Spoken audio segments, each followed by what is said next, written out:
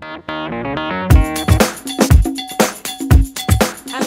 world, this is Dr. Zhu and this is Ramiz Allawala. What a wonderful interview here for us. So the first question is, Ramiz, this is going for your website. We are going to expose you to the world today. Trouble.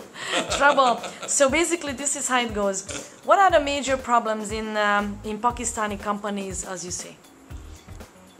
Well, there are two, generally. One is silence and the other is violence.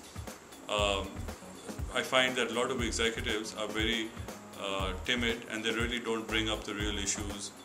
They want to avoid conflict, and because of that, issues don't come up to the table and they don't get addressed. And because they don't get addressed, people get really frustrated and they channel that frustration inwards. And they get really upset, and then there's either a blow up inside or there's a blow up outside, and it's a very extreme sort of a situation. That's the biggest challenge, is this interpersonal communication, giving feedback, taking feedback, and talking about the real issues that need to be talked about. Thank you. Ramiz, our second question is, what are the sectors we can create hyper-growth in Pakistan? Every sector. We are the most under-retailed country in the world. We are the least banked country in the world. We have the fewest automobiles per capita in the world. Telecommunication, a lot of people think we've hit saturation. We're not even close to saturation when it comes to value-added services. We're using all this amazing technology just to make calls to each other. I mean, it's just amazing how many opportunities exist. We're only at 3% saturation of everything in terms of the total population. Great. Question number 3 is, what are the skills and skill sets which companies in Pakistan need today to expand their services and businesses in Pakistan and also to go global? Okay, that's simple. We need to shift from becoming very good at tactical thinking to becoming good at strategic thinking. We need to be very good at managing change, which means managing stress, managing conflict, new technologies, new situations. We need to become very good at creating learning organizations. And we need to be very good in building trust and rebuilding it whenever it breaks down. So the next question is, what do you think, by your opinion, what happens to the employees once they are trained at the company with those specific skills, and what kind of growth will happen in their lives? Well, there are two different things. One is learning a skill and the other is having the opportunity to apply it. So let's just first talk about learning. I think there are a lot of skills out there that they're learning every day. What they really need is the space to apply it, and then they need constant feedback as how they're doing. You've probably guessed that Pakistanis are not very good at A, giving feedback, and they're not very good at B, receiving feedback. So to me, those are the two most important skills they need to get and practice, because once you get the skill, you need to know how you're doing. So, and once a year performance appraisal or twice a year chat with your boss isn't going to do it. It has to be one-on-one with everybody, 360 degrees, and keep getting feedback, how well you're doing and how well you're applying those skills. And you need to open yourself up to that kind of feedback. And the people giving you feedback also have to make sure they know how to give it so it doesn't turn into backfeed. And that's how these skills will start to get applied. So what will happen? Let's imagine that people know already how to give and take feedback properly, which also very, very important. That let's imagine it's done already. What will happen to people's lives on a personal level, on company, professional level? What will happen? Three things. One is they'll migrate from immaturity to maturity. They'll grow up. Because they'll grow up, they'll feel more empowered, and that will lead to them being able to generate more options. What's happening right now is everyone's playing the victim, the dependent. There's not much I can do, there's not much I can do, look at the world, they're being so unfair to me and I'm stuck. And what this does is it helps them come out of that point where they think they're stuck and they take charge and they start to do something about whatever they are. Have a plan B, have a plan C. They don't even think like that. They just think in circumstances. I'm staying in my comfort zone, there's success and happiness, and somehow that will travel to me if I stay here. what they need to realize is the whole idea of getting these skills is to get out of your comfort zone and go after what you want. What will happen to responsibility? Once this skill has been applied, learned and applied, and the responsibility is already there. It's a question of you accepting it and stepping up to bat and saying, look, I'm grown up, I'm autonomous, and I'm going to play the game, rather than trying to avoid and hide and duck from your responsibility. Great. So the next question is, if we can train the masses, let's see a normal person, on technology or the skills what basically we were mentioning, to empower their children and their family, what will happen to Pakistani's lives and economy? Okay, we got to slow this down a little bit, okay? One of my majors in college was society and technology. So what we kept doing was projecting into the future and seeing what would be the impact of technology on society. And some of it is not pretty, because your core values get shaken, your relationships get affected, all the traditional structures of command and control and power, they all get shattered. And I'm not sure that this society is ready for such an unbridled immersion into technology. I think we can't stop it, it will happen, but we need to prepare for all the consequences that's going to generate. This is the question regarding technology, but what if we are talking about the skills of feedback, learning to give feedback and learning to accept feedback? What will happen to those people's families, their wives, their children at home, once this learning has been applied on a personal level, on family level? What will happen?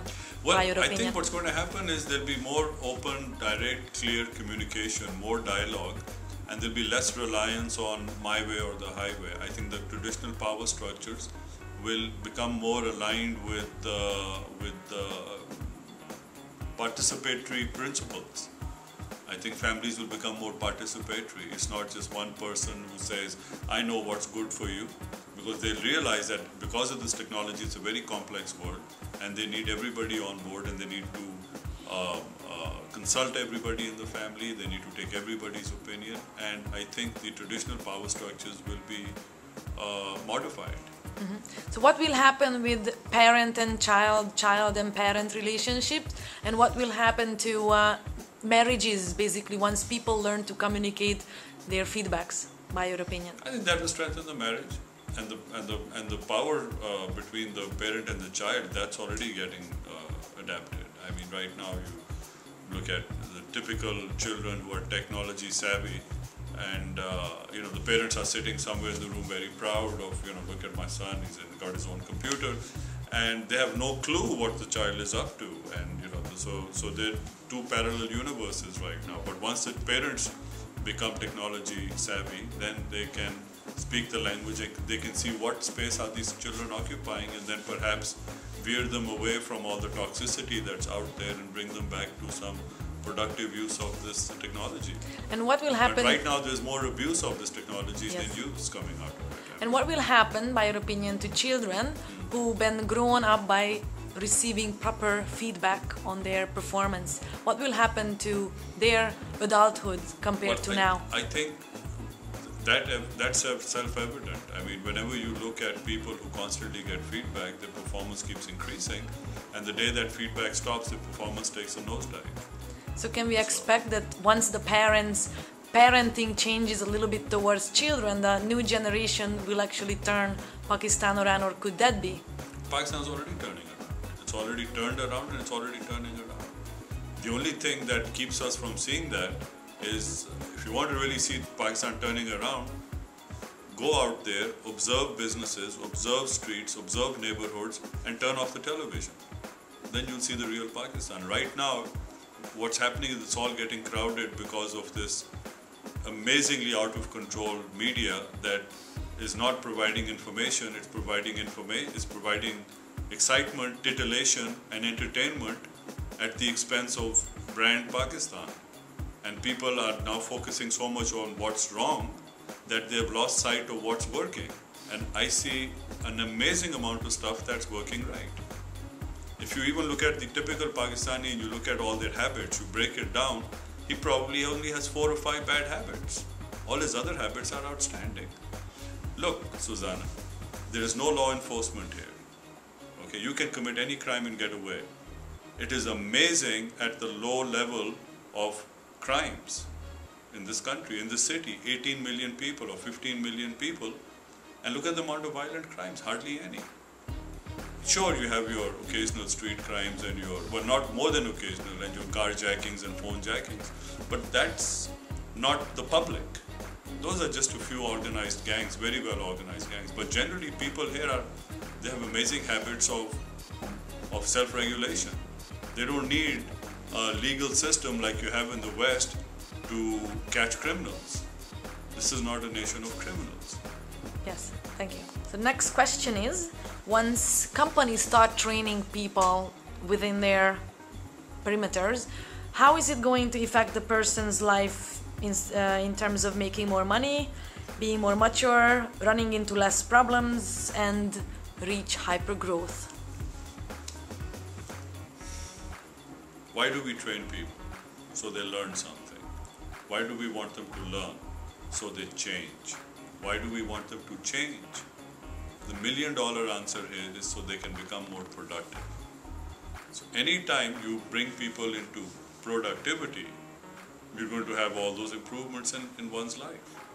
So for 10,000 years, we had this slow-moving agricultural revolution.